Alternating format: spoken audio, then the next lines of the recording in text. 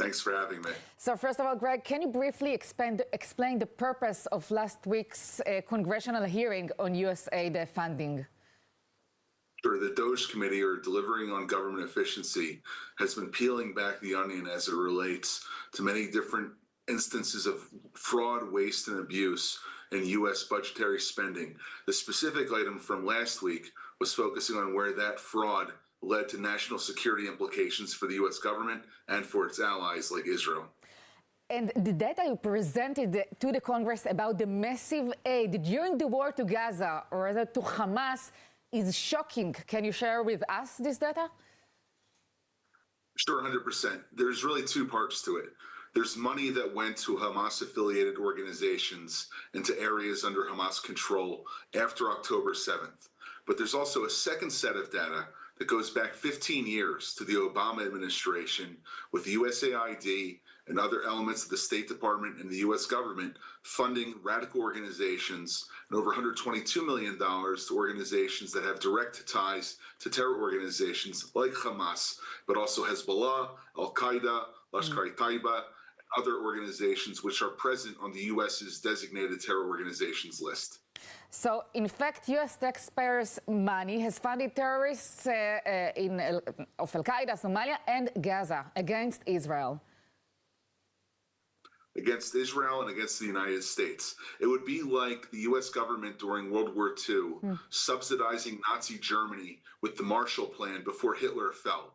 It's unconscionable, and it's something that has to be dealt with immediately, which is why the hearing was held. So how did you and your team at the Middle East Forum uncover this information? Because we know that for a long time you tried to obtain this information, but were blocked. Right. We tried to file Freedom of Information Act requests with the U.S. government, and in one instance, we're still being delayed, even though the Trump administration has promised to give us that information as soon as possible. More than anything, we've had 6 lawsuits that we filed against the U.S. government trying to get this information, and gradually, month after month, year after year, we were able to peel that information back.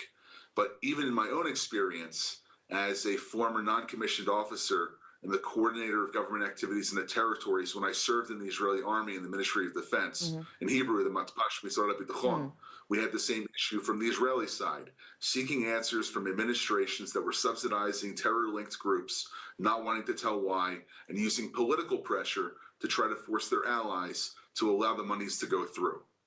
So I know, Greg, that we were shocked by this information. How have the lawmakers, the congressmen at the hearing responded to your testimony?